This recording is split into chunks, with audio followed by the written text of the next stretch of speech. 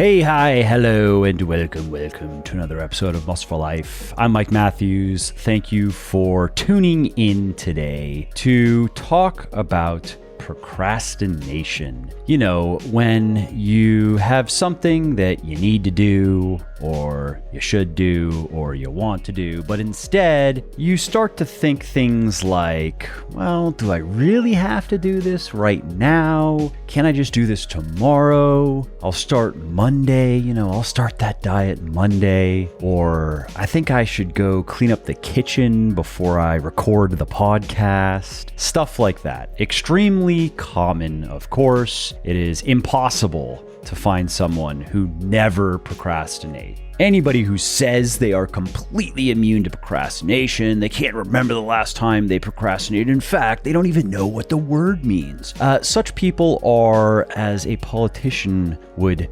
say after getting caught red-handed, being economical with the truth. In other words, fake. Some of us may be better than others with procrastination. Some of us may procrastinate less or even a lot less than even the average person. But even the best of us succumb to some dithering now and then. And that's okay, because like most things in life, this is certainly true of fitness, we do not have to be perfect to achieve our goals. We just have to be good enough most of the time, because chances are we are not trying to do things like free solo rock climbing. Okay, there you actually do have to be more or less perfect or you die. Fortunately, our ambitions are much more mundane. We want to get a bit stronger, get a bit more muscular, get a bit healthier, get a bit happier, achieve a bit more success in our careers, develop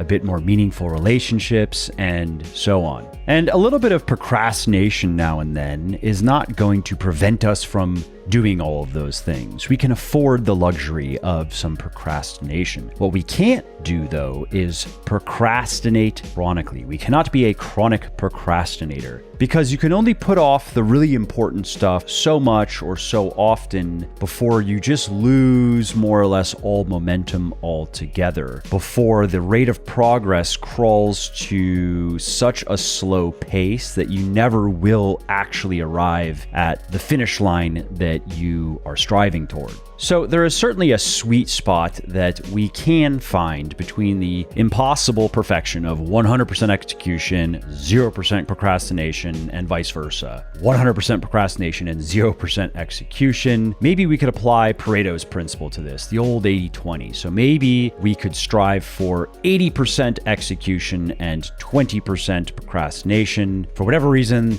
that feels reasonable to me. It feels achievable and it feels workable. So let's make that our objective, shall we? And this podcast is going to help you get there. It may not get you there all the way, but it is going to help you get closer to that Goldilocks zone, because in it, I'm going to share with you 4 powerful and evidence-based ways to stop procrastinating and get down to business. And before we get into the nitty-gritty, I just want to give a quick shout out to Casey Orvides, who researched and wrote an in-depth article that this podcast is based on over at legionathletics.com. If you want to check out her article, just go to the website and search for procrastination, and it'll pop up first thing in the search results.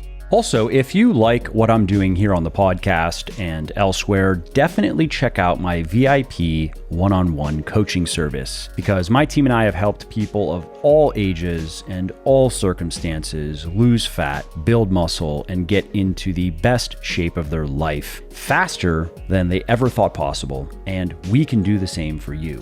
We make getting fitter, leaner, and stronger paint by numbers simple by carefully managing every aspect of your training and your diet for you. Basically, we take out all of the guesswork, so all you have to do is follow the plan and watch your body change day after day, week after week, and month after month. What's more, we've found that people are often missing just one or two crucial pieces of the puzzle. And I'd bet a shiny shekel it's the same with you. You're probably doing a lot of things right, but dollars to donuts, there's something you're not doing correctly or at all that's giving you the most grief. Maybe it's your calories or your macros. Maybe it's your exercise selection. Maybe it's your food choices. Maybe you're not progressively overloading your muscles, or maybe it's something else. And whatever it is, here's what's important. Once you identify those one or two things you're missing, once you figure it out, that's when everything finally clicks. That's when you start making serious progress. And that's exactly what we do for our clients. To learn more, head over to www.buylegion.com. That's buylegion.com/VIP and schedule your free consultation call, which, by the way, is not a high pressure sales call. It's really just a discovery call where we get to know you better and see if you're a good fit for the service. And if you're not, for any reason, we will be able to share resources that'll point you in the right direction. So again, if you appreciate my work and if you want to see more of it, and if you also want to finally stop spinning your wheels and make more progress in the next few months than you did in the last few years, check out my VIP coaching service at www.buylegion.com/VIP.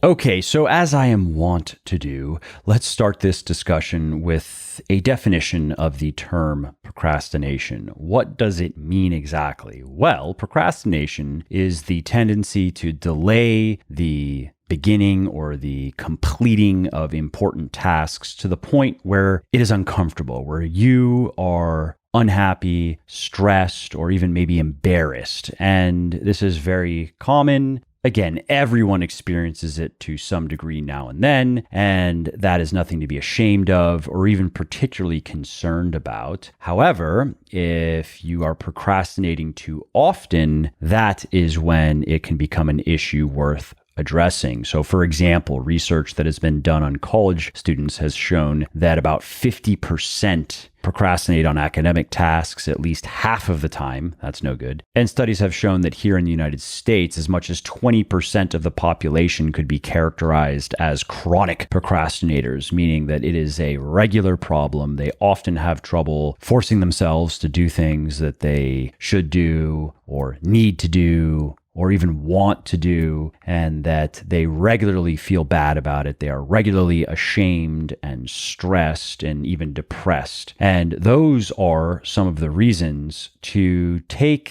measures to limit procrastination as much as possible. Procrastinating is bad for us, period. There are not very many exceptions to that rule. Every good rule has exceptions, of course. And in this case, you can certainly devise some scenarios where it actually probably would be better to procrastinate. What immediately comes to mind for me would be some sort of creative activity, something like writing, for example. I tend to enjoy researching and writing most in the mornings and the early evenings, and I also tend to be most productive in those activities during those times, and not the afternoons, especially not the middle of the afternoon where we all experience a little bit of that energy dip, 3 or 4 p.m. or so. And so I try to organize my days accordingly. I try to spend the first block of most days, my mornings, researching and or writing, and then I move on to other tasks. And if I have the time these days, it can be tough with kids who need to be fed and bathed and read to and so forth. But if I do have another little block to work after dinner, usually 7 to maybe 7 to 8:30 or so, then I will also try to spend that time researching or writing, because I experience a bit of a second wind normally. And then come 9 o'clock, my body is starting to wind down. That's when I actually start to feel sleepy and know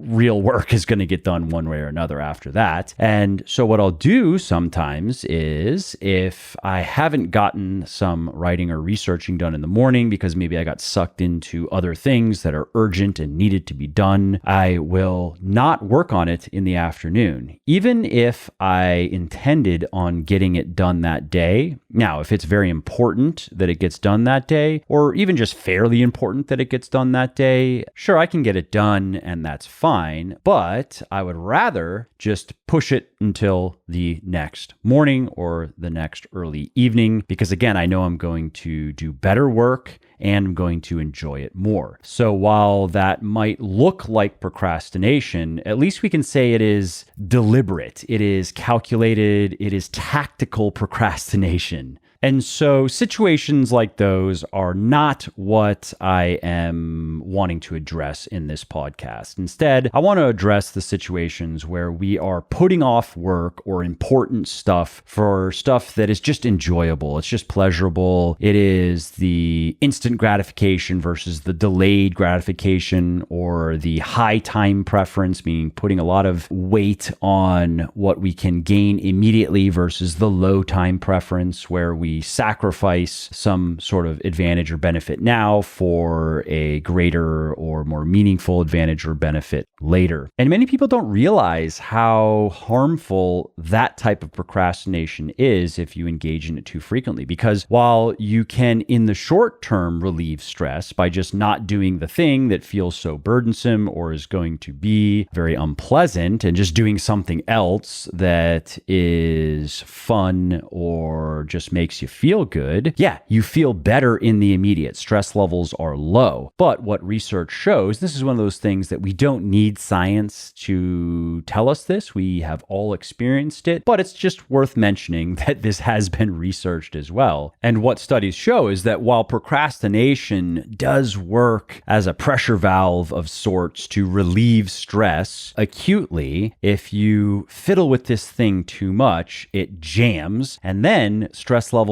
can rise exponentially. So while a little bit of procrastination can feel good and really be harmless, if you do it too much, you can become very stressed, much more stressed than you would be if you would have just eaten the frog in the first place and done whatever it is that you didn't want to do. That would have resulted in less stress in terms of, let's say, a intensity, a scale of 1 to 10, and likely less in terms of duration as well. It's just a matter of when you have to experience it. So do you want to experience a bit of discomfort now and then feel good, feel satisfied, maybe even feel proud of yourself? Or do you want to avoid some stress right now, not even necessarily feel satisfied, probably not proud, but just not stressed now for a bit, and then really stressed later, as well as maybe depressed? And some research shows that procrastination can even increase the risk of illness. Now, chances are none of this is exactly news to you. Maybe you didn't know some of these details, but you are aware of how procrastinating makes you feel, at least when you engage in too much of it. And that probably hasn't been enough, at least sometimes, to overcome the inertia and to just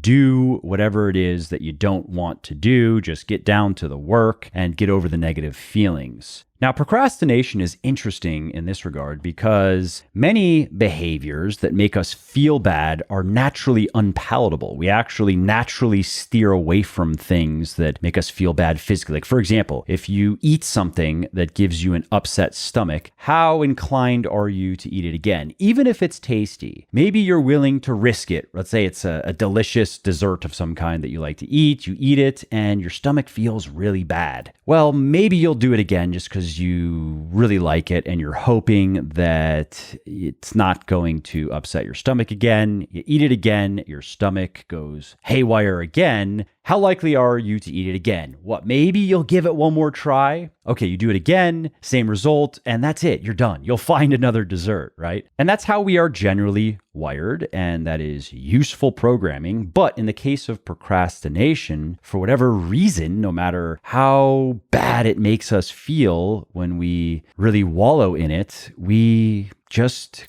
go back to that well again and again and again. Why is that? Well, this has to do with our basic human tendency to prefer instant gratification over long-term reward, to mortgage our future for the sake of our present. And this also is a hardwired tendency that certainly has some connection to how we have evolved, because our modern society is brand new in the context of evolution. And there was a time when, for example, let's just talk about food, when we might go several days without eating. And so if we did find an animal and we managed to kill the animal, it actually made sense. It was rational to feast and to eat as much as we could and gain as much fat as we could from that meal, because again, it might be days before we get to consume another calorie. And as for general lifestyle and daily behaviors, there were so many different ways for our ancient ancestors to die, and life expectancy was so low, it actually wouldn't have made sense to make grand plans for your future. It would not really have made sense to have a 10-year plan or a 5-year plan, or probably even a 3-year plan, maybe a 1-year plan. And mostly it was stay alive. That's the 1-year plan. How do I not die over the course of the next year? Not how do I build big, beautiful biceps and a body that will last 100+ years with outstanding vitality, and how do I maximize my 401k so I can really devote myself to mastering fly fishing while in retirement. No, there was no prehistorical equivalent to any of that. The concept that you wouldn't do whatever you want to do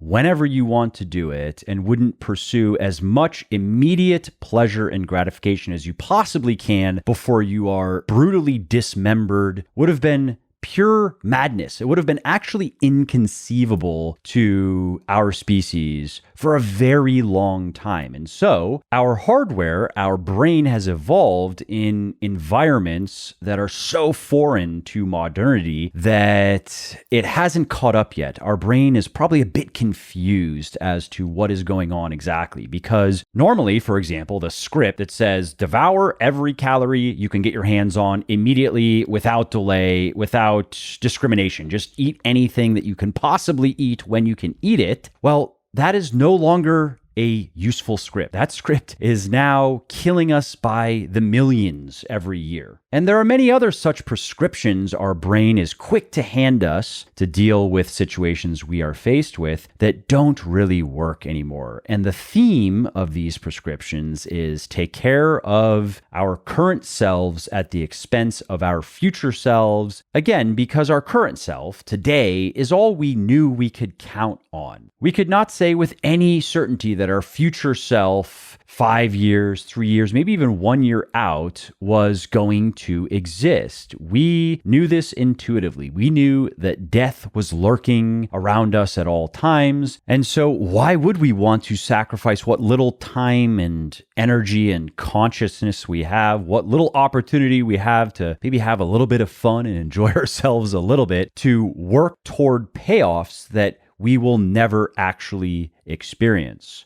Now, if your answer is because we are working toward something bigger than ourselves, working toward payoffs that our children, or maybe even their children, or people in our tribe, or in the greater species can experience, I agree. And this is one of the very unique characteristics of humans, and especially the humans who have built functional civilizations. But that's another discussion. For our purposes here, I just want you to have a little bit of background as to why we all tend toward procrastination and instant gratification and high time preference. And again, that it's nothing to be ashamed about. It doesn't mean anything is wrong with you or me. It's just part of the operating system that our body is running on. And that doesn't mean we have to give in to it. It doesn't mean we can't override it. It just means that it is something we will probably always have to contend with to one degree or another.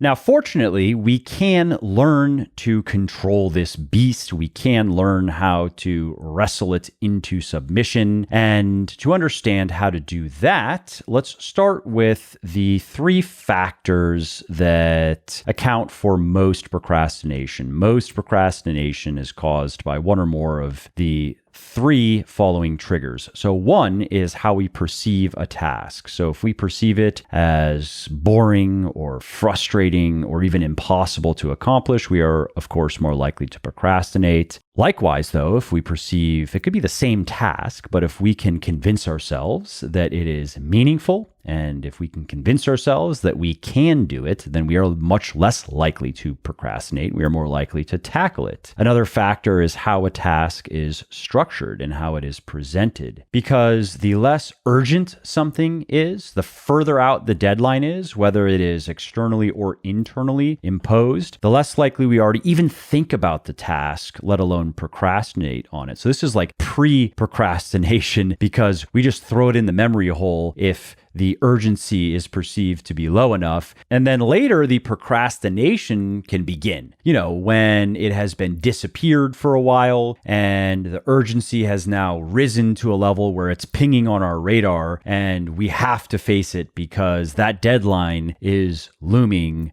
Then the procrastination cycle begins. And the third primary factor that affects procrastination is our personality, because some of us are easily distracted. Some of us are not so easily distracted. Some of us have very little self-belief. Some of us have a lot of self-belief, maybe even too much self-belief. Some of us tend to be sensation seekers and people always on the lookout for that next hit of dopamine, whereas others maintain a pretty low dopamine diet. Now, the good news is your personality is not your destiny. Even if you do tend to procrastinate, you can take simple actions to procrastinate less. And if you take these actions regularly enough for long enough, you might become completely different in this regard. You might go from 20% execution and 80% procrastination to an extreme executor, 80% execution and 20% procrastination. And so let's get into a few evidence-based methods of helping you get there. So the first is related to deadlines and how you manage your time. Now, if you don't set deadlines for your goals at all, then you can certainly benefit from giving some thought as to when you would like to have this goal achieved by and why. And that why component is very important. Let's talk about weight loss, for example. Many people get real serious about their diets when they have a certain event that they want to look their best for. Maybe it's a wedding, maybe it is the summer and it's going to be a beach vacation, or maybe it is a family reunion or a high school reunion or some other similar type of thing. And those deadlines can be very effective and very motivating. Unfortunately, they can also lead people to doing some pretty extreme things, some extreme starvation dieting, because often they don't give themselves much time. They have 30 days and they feel that 30 pounds is what really is going to make a difference. And so they go for it and they basically don't eat much food and they do a lot of cardio for a month and they may lose a lot of weight. They may even lose 30 pounds, but of course, they're often not very thrilled with what they see in the mirror. They're happy with the scale, but then they look in the mirror and yes, they look smaller, but they don't feel they look all that much better. It is mostly a quantity thing and not a quality thing. Now, most people who are working to improve their body composition don't have these important occasions to drive them forward. They just have a desire to look better and to feel better and to fit in their clothes better. And while those are perfect reasons to get into good shape, they are also tenuous. They are not very stable. They don't make for a very good foundation to hold your ground on when you are assaulted by the temptations of life and by the instant gratification scripts of your brain. And one of my favorite ways to combat this is to push people to really dig deep and find fitness whys that energize them, that are meaningful to them, and that steal their resolve. I talk about this in my books for men, Bigger, Leaner, Stronger, and Thinner, Leaner, Stronger. There's a whole section of the inner game chapter where I am walking you through finding your real fitness whys, the reasons that are going to help you stay strong when you need some self-control and when you need to exercise willpower to continue exercising. And only then, only once you have really worked out your personal fitness whys, which are going to be different than mine, there probably will be some overlap, but this is a very individual process. Only then, though, can you create functional deadlines. Can you create deadlines that matter, that actually provide enough urgency to give you enough necessity to stay strong and to keep doing the things that you should be doing, even when you don't want to do them. Because, for example, all of us experience days where we would rather not go to the gym. I experience this not too often, but certainly a couple of times per month, where I really am not looking forward to my workout. Now, that said, I never regret a workout, so always keep that in mind, that while you may not enjoy every workout, you may not enjoy the thought of having to work, you are always going to enjoy having worked out. I've never done a workout and then thought, oh, I wish I didn't do that. I wish I would have just sat home on the couch and scrolled through Instagram for an hour and a half. Stupid. Has not happened once. So if you want to hear some more of my thoughts and if you want me to help you find your fitness whys, definitely check out Bigger, Leaner, Stronger if you are a guy, Thinner, Leaner, Stronger if you are a gal, because again, there is a section on this in the inner game section of the book, and those books also are going to give you everything you need, both in terms of the inner game and the outer game. So the internal stuff, the internal obstacles that can get in the way, like nervousness and self-doubt and self-condemnation and any other habits of mind that inhibit excellence and inhibit performance, as well as the outer game stuff. So that's the mechanical parts of fitness, calories, macros, exercise selection, progressive overload, and so forth. And so anyway, those books really are all-encompassing blueprints that give you everything you need to go from normal or maybe even very unfit to very fit.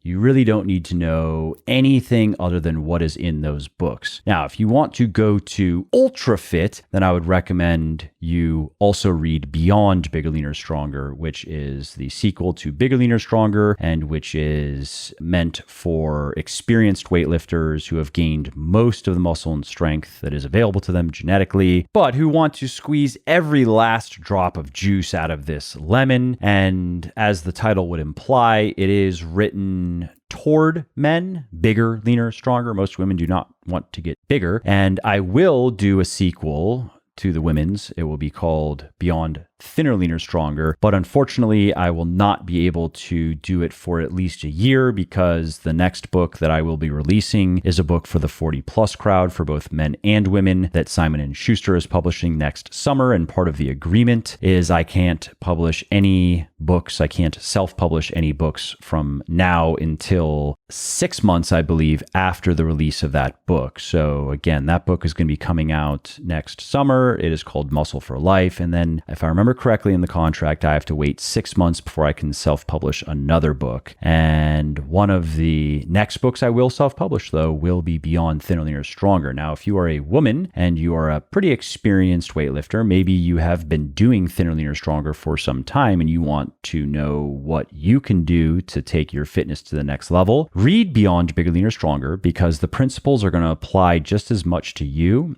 as to me, but the application would be a bit different. The programming, for example, and the workouts in Beyond Thinner, Leaner, Stronger will be different. However, I am putting together a feminized Beyond Bigger, Leaner, Stronger workout program. So essentially, I am going to create the Beyond Thinner, Leaner, Stronger workouts, and I'm just going to put them in the bonus material that comes with Beyond Bigger, Leaner, Stronger. And if you have any other questions about how you, my dear female reader, might use what is in Beyond Bigger, Leaner, Stronger, you can always just email me, mike@muscleforlife.com, and I'll be happy to help. But I think if you read the book, you'll see that it is pretty straightforward. The diet and nutrition advice doesn't need to be changed much at all. In the women's book, I will talk about some female-only things, like I will talk about diet and exercise in the context of menstruation and a couple of other, I think, useful topics that are particularly relevant to experienced female weightlifters. But the fundamental strategies that I'm sharing for quote-unquote advanced nutrition, and I put that in scare quotes because it's really not that advanced. It's just there are some diet tactics that newbies shouldn't even worry about, like mini cuts, which I talk about in Beyond Bigger, Leaner, Stronger. That's not really useful to a novice. That is useful, though, to someone who has been lifting for several years and who cannot gain much muscle and strength and who does need to minimize fat gain as much as possible. So anyways, Bigger, Leaner, Stronger, if you are a guy who has yet to gain your first 20 to 25 pounds of muscle, or a woman who has yet to gain her first 10 to 15 pounds of muscle, then Thinner, Leaner, Stronger is for you. And if you are a guy who has already gained, let's say 25 plus pounds of muscle, if you're a woman who has already gained 12 to 15 pounds of muscle, then you may still want to read BLS or TLS if you haven't already, because you probably will learn some things. However, as far as practical programming goes for both your training and your nutrition, Beyond Bigger, Leaner, Stronger is probably going to be more suitable to you. If you like what I'm doing here on the podcast and elsewhere, definitely check out my VIP one-on-one coaching service, because my team and I have helped people of all ages and circumstances lose fat, build muscle, and get into the best shape of their life faster than they ever thought possible, and we can do the same for you. Okay, so let's get back on track here and talk about beating procrastination. So finding your why is very important. I obviously was talking about fitness in particular, but this would apply to anything that you tend to procrastinate on. Have you really clarified why? What is the bigger picture here, and why do you care about it? And how does this individual task fit into the bigger picture? How does it help you get closer to whatever it is that you are trying to achieve? And if you have given some thought to that and are not quite inspired by it, do you really believe you can get there? Have you worked out a plan that you have faith in? Are you putting enough effort into that plan regularly that you can actually see it coming into fruition? So those are some of the things I think about when I am deciding what to do with my time. And if I am faced with work or something that I have the desire to procrastinate on, I stop and I think about the overall context. And sometimes I find it actually makes sense that I would feel disinclined to do whatever it is that I don't want to do, because maybe I haven't worked out exactly why I should be doing this thing, or maybe I haven't given much thought to alternatives. And this is especially important in the context of work, at least it is for me, because there is an opportunity cost to anything we do. We can only do one thing at a time effectively, right? None of us can multitask the way that we wish we could. And so when we're doing one thing, that means that we are saying no to literally everything else that we could possibly do. And I don't let that drive me to paralysis by analysis. You have to beware of that as well, where the burden of the possibilities is so great that you just do nothing. However, it does make sense to me, and I do this regularly, to assess what it is that you plan on doing, why you should be doing those things, what goals, what purposes do those tasks or those activities contribute to, and are those the best options that you can reasonably think of? Have you at least given some consideration, maybe even done a little bit of research into, let's say, best practices? Again, if we're talking about work, it is a mistake to try to reinvent wheels. You should always, when faced with a problem that needs a solution or faced with an opportunity, you should always go look for best practices first. Are there design patterns out there that other people have already figured out that you can just follow almost robotically and get great results with? And then based on those results, you can reassess the opportunity cost of going further. So if, for example, you have dug up some best practices, some simple fundamentals, the things that basically always work, you have done them, they worked, and so now the low-hanging fruit is picked. And if you are going to make more progress along this line, it is going to require some brain power. It is going to require some outside-the-box thinking, some innovation. Does it make sense for you to do that? Or is there something else you can do at that time that is going to be easier and is going to provide more in the way of newbie gains, so to speak, and make more progress toward the stated objective? By way of example, take my sports nutrition company, Legion. My goal is to double the revenue next year. And I really do think that can be done. I really do think that there is a lot of meat still on the bone, as the private equity people like to say, and that if we execute well on the strategy, not even extraordinarily well, if we just execute well on the strategic planning that we have outlined, we can do it. And to create that strategic plan, what we looked for are the high leverage kind of one thing type of things. And I'm referring to the book, The One Thing, which you should read if you have not read. The things that, if you do them well, make more or less everything else irrelevant. And in the case of Legion, there are only a few of these things that if we really nail them, then we can double the size of the company without having to accomplish 100 different things that each individually grow sales 1%, for example. Instead, we can just do these few things that, if we do them well, will each dramatically increase sales. And they relate to Amazon and our systems for Amazon and how we manage Amazon, which has worked well enough, I suppose. I mean, the results do speak for themselves, but which at this point is inappropriately unsophisticated. We really should have more robust systems for growing Amazon. And so we are going to be putting that into place. And what we are doing there could very well double our Amazon sales next year. And then on the website side of things, there is conversion rate optimization. We've done very little in the way of that, and the numbers show that there's a lot of potential improvement just to get up to industry standards, as well as simple things that can increase the average order value, as well as true customer acquisition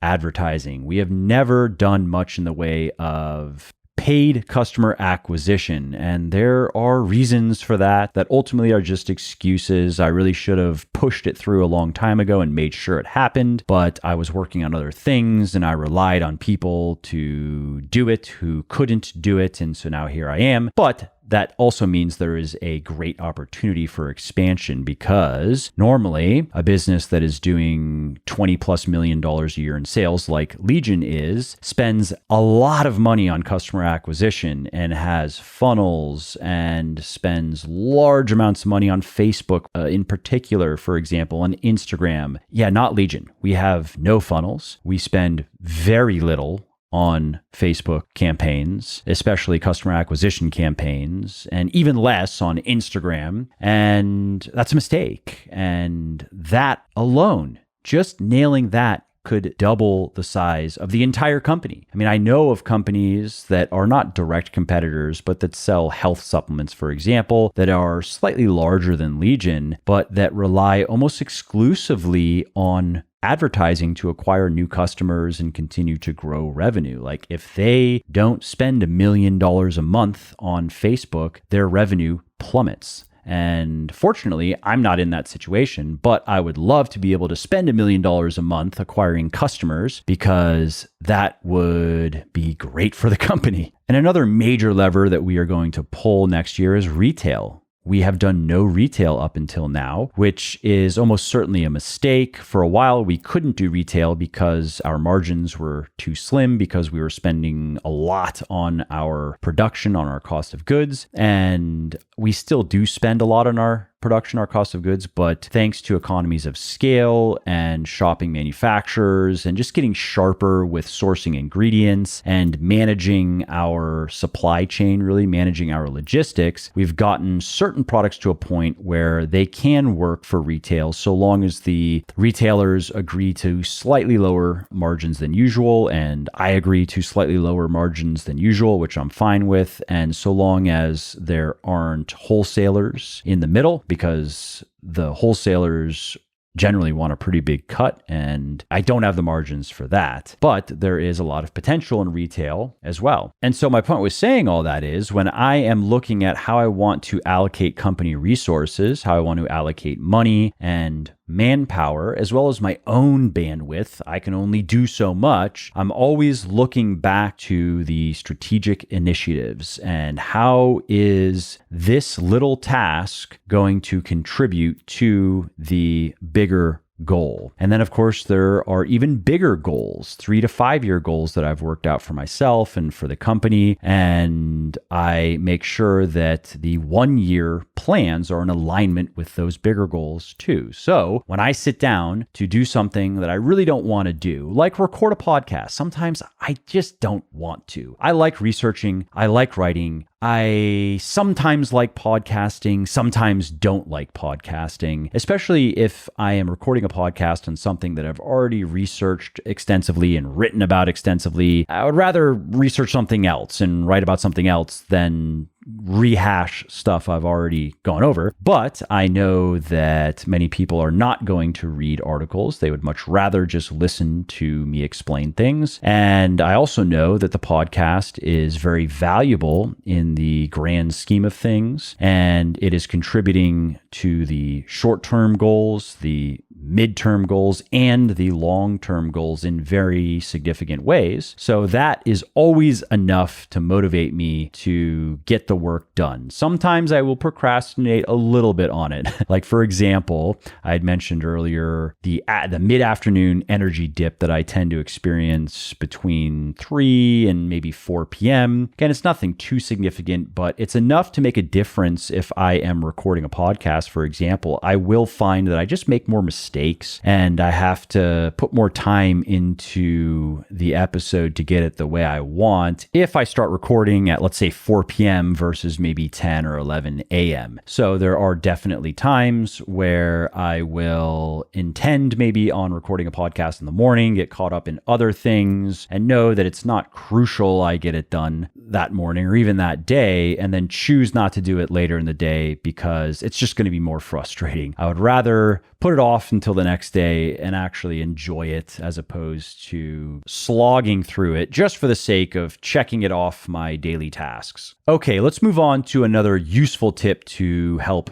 beat procrastination, and that is to take bigger goals, especially bigger goals that have meaningful deadlines, into smaller goals that have smaller deadlines. So, for example, let's say you want to lose 10 or 15 pounds before your vacation that's coming up in 5 months. You could turn that into losing just a couple of pounds per month. And then once you have started and you have made a little bit of progress, focus on the progress that you have made and that you continue to make. Focus on how far you have come, not on how far you have to go, and really just stick what you have in front of you into the memory hole. Keep it in the memory hole and just focus on how far you've come and how that shows how dedicated you are to your goal. And then once you have, let's say, reached maybe the 60 or 70% mark, once you are approaching the end stretch of this weight loss journey, start focusing on how little you have left. You can then take your focus off of of how much progress you have made and put it on how little you have left to reach your goal. And you'll find that that will almost inevitably provide another surge of motivation. Another very important strategy for minimizing procrastination is minimizing distractions. And this is especially true for work. So if you have some important work to do, or you have some important studying to do, or anything that has you sitting at home, then do not have the TV on. Even if you have to unplug the TV or remove the batteries from the remote and put them far away from the remote and put your phone away, put it on Do Not Disturb, get off of all social media websites and use software to block them if you have to. And that might seem a bit silly. It's not. It is smart. If you tend to waver when you are trying to get work done or trying to focus on something, and you tend to jump over to your email or jump over to Twitter or Instagram or Facebook every 10 or 15 minutes, you will do yourself a big favor if you just remove the option. So you can use software to just block those things altogether. And if you don't need the internet for what you're doing, you could do that too. You could actually just turn your internet off, and you can use software that turns it off and will not turn it on for a set period of time. So maybe 30 minutes, for example, something like the Pomodoro technique, which you may have heard of, where you commit to 25 minutes or so of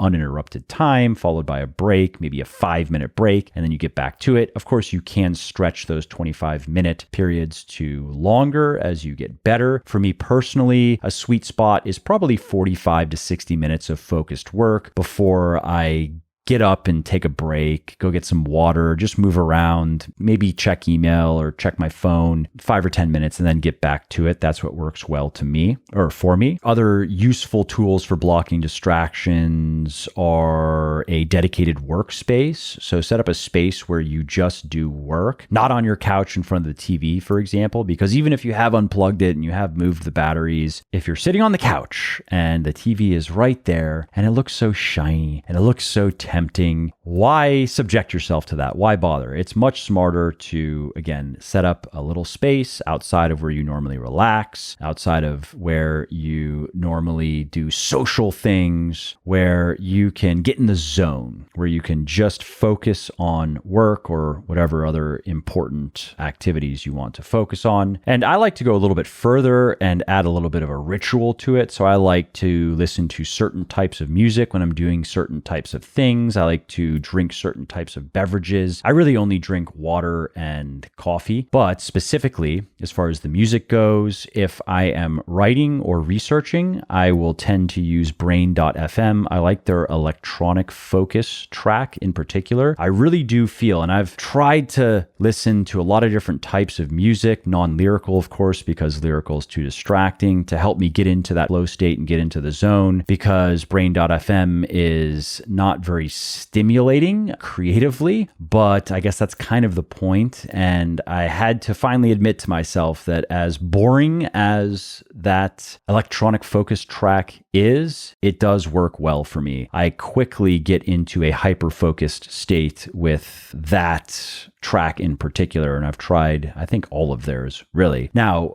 I do find that Beethoven in particular has a similar effect. And as far as classical music goes, I've listened to most of the very famous composers and a lot of less famous ones as well. And for whatever reason, Beethoven just kind of puts me in the zone. Boccherini does as well. And so most of the time, though, if I'm going to research or write, I'm going to use brain.fm. Sometimes if I'm editing, for example, which is less intellectually intensive as writing and researching, then I'll put on some Beethoven or some Boccherini. And as far as beverages go, I have some espresso first thing in the morning, and that is when I'm doing researching and writing almost always. And so my point is, I have this little routine that I like, and I look forward to sitting down at my desk and putting on my little music and drinking my coffee and working on some researching and writing. And the more you do these types of things, the stronger the associations become and the stronger the habit becomes, and the easier it is to get to a point where you know when you sit down to work or to read or to do whatever you need to do, you are going to do it. It is going to get done. You may find that you are a bit more distractible on some days than others, and so you may not always do it as efficiently as you possibly could. But again, that's okay because we don't have to be perfect, just good enough most of the time. Now, there is one more technique I want to share with you on beating procrastination that I don't think exists in the literature. I haven't seen any research on it, but it's something that I stumbled into one way or another. I don't even remember. And it works really well for me. And it's very simple. It is, if I am faced with a task or an activity that I don't want to do, and I'm feeling the resistance rise and the desire to procrastinate rise, I envision myself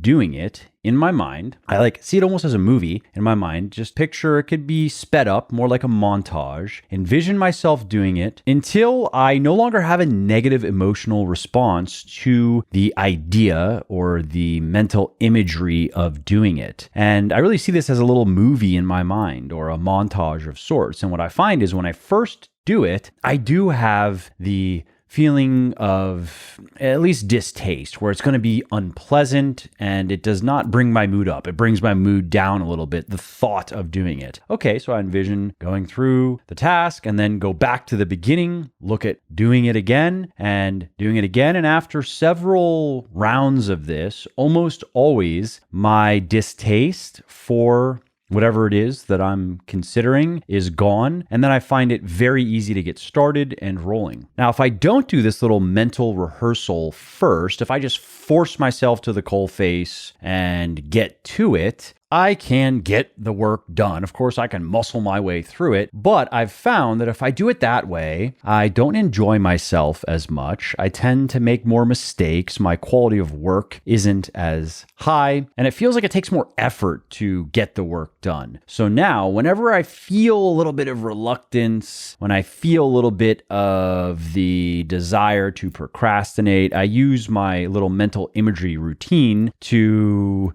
take out the emotion and then to get the work done more efficiently, more effectively, and more enjoyably. And that, my friends, is everything I wanted to share with you today on how to procrastinate less. I hope you found this episode helpful, and definitely keep an eye on the podcast feed because I have an episode coming up where I'm going to give you 6 great exercises for reducing low back pain. And then I have an interview coming up that I did with Mark Ripito on accessory exercises, which accessory exercises you should and shouldn't be doing according to the godfather of gains, as well as a monologue that I recorded on cluster sets and whether you should do them or should not do them. And if you are going to do them, how can you get the most out of them, and more. All right, well, that's it for this episode. I hope you enjoyed it and found it interesting and helpful. And if you did, and you don't mind doing me a favor, please do leave a quick review on iTunes or wherever you're listening to me from, in whichever app you're listening to me in, because that not only convinces people that they should check out the show, it also increases search visibility, and thus it helps more people find their way to me and learn how to get fitter, leaner, stronger, healthier, and happier as well. And of course, if you want to be notified when the next episode goes live, then simply subscribe to the podcast and you won't miss out on any new stuff. And if you didn't like something about the show, please do shoot me an email at mike@muscleforlife.com, just muscle, F-O-R, life.com, and share your thoughts on how I can do this better. I read everything myself, and I'm always looking for constructive feedback, even if it is criticism. I'm open to it. And of course, you can email me if you have positive feedback as well, or if you have questions really relating to anything that you think I could help you with, definitely send me an email. That is the best way to get a hold of me, mike@muscleforlife.com. And that's it. Thanks again for listening to this episode, and I hope to hear from you soon.